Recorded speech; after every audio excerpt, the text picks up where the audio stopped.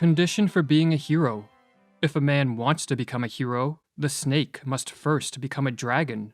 Otherwise, he is lacking his proper enemy.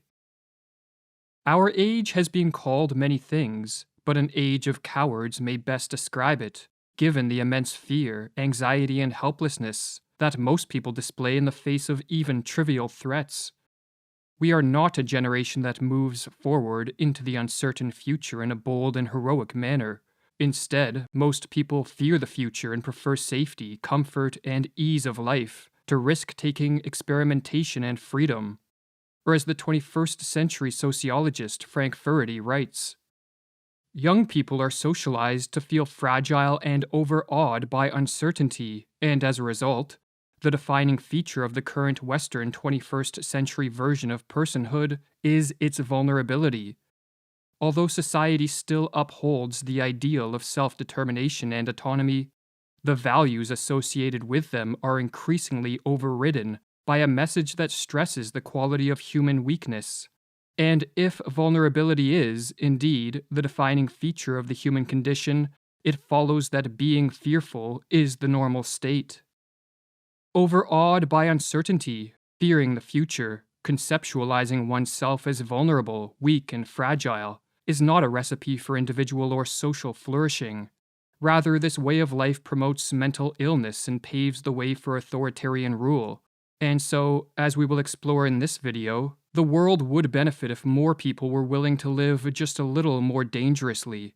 For danger, when a byproduct of pursuing worthwhile goals or in defense of values like freedom, justice, or peace, is life-promoting, and as the Roman historian Tacitus put it, the desire for safety stands against every great and noble enterprise. Not all societies, however, have ranked safety as high on the scale of values as does the modern West. Many flourishing societies of the past considered safety to be a secondary value, and showed a remarkable capacity to take risks in the face of an uncertain future, and to display courage and bravery in the presence of danger. Historically, some of the most prosperous societies, ancient Athens, Renaissance Italy, 19th century Britain, were among those that were most oriented towards experimentation and the taking of risks. In taking the opposite approach and in showing a strong preference for safety over risk-taking, the unfolding of the human potential is not actualized but stunted. For to develop on an individual level and to advance as a species, exploration of the unknown and experimentation with novel ways of interacting with the world is a necessity, and this entails taking risks and confronting danger. But such is a price that must be paid, as the alternative is to stagnate in the confines of an ever-shrinking comfort zone, to regress in body and mind, and to fall victim to anxiety disorders, depression, or other diseases of despair. A further flaw with an approach to the future that strongly favors the safe road is that it creates fertile ground for tyrannical or even totalitarian rule. For as Alexander Hamilton famously stated, to be more safe, they, at length, become willing to run the risk of being less free. When a society elevates safety to the position of a first-order value, freedom is by necessity demoted to the position of a second-order value, which can be trampled on by those in power who, throughout history, have disguised tyrannical intentions with claims of wanting to make a society safer.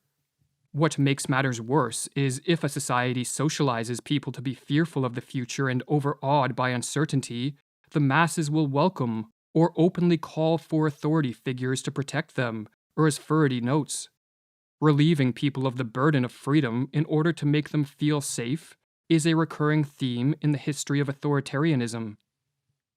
Given that a society which deifies safety is also a society ripe for tyranny, it is up to those who favor freedom to take a more heroic approach to life. For when the menacing clouds of authoritarian rule darken the horizon, unless more people are willing to take risks and face danger in the service of values such as freedom, justice, peace, and social cooperation, the grip of tyrants will only solidify, or as John Stuart Mill put it, a man who has nothing which he is willing to fight for, nothing which he cares more about than he does about his personal safety, is a miserable creature who has no chance of being free, unless made and kept so by the exertions of better men than himself. As role models for the task of living more heroically, we can look to the ancient Greeks, a civilization that rightly held safety to be a secondary, not primary value, and which saw risk-taking and facing danger as morally commendable. Danger, wrote Albert Camus, makes men classical, and all greatness, after all, is rooted in risk. Friedrich Nietzsche was also a proponent of this classical approach to life, and he praised Pericles, the Athenian leader who in his famous funeral speech celebrated the Athenians' indifference and contempt for safety, body and life. Contrast this to the modern world, where, to paraphrase the author Christopher Cocker, we tend to deprive the bold risk-takers who spur safety of the fullness of their lives in order to support the smallness of our own. Fortunately, we don't need to wait around for politicians to pass legislation to approve of a bolder approach to life. We just need to live in this manner. We need to look at the uncertain future not merely as a source of threats, but also of hope and opportunity. And we need to see risk-taking as justified when in defense of cherished values or in the pursuit of worthwhile goals. By demoting safety to its rightful place as a secondary value, we will cease living as a helpless pawn who must be coddled from youth to old age by an authority figure, and we will regain the ability to shape the course of our life. We will mature psychologically and become better equipped to cope with whatever the future brings, for as Nietzsche explains, danger alone acquaints us with our own resources, our virtues, our armor and weapons, our spirit, and forces us to be strong. First principle, one must need to be strong, otherwise one will never become strong. While taking greater risks and flirting with danger can shorten one's life, it is helpful to remember that a long life is not necessarily a good life. A safe life, lacking real challenges and absent in adventure, is inert and leads to a withering away of body and mind into staleness, repetition, boredom, and stagnation. Such is not living, it is mere existing, or as the Roman Stoic Seneca put it.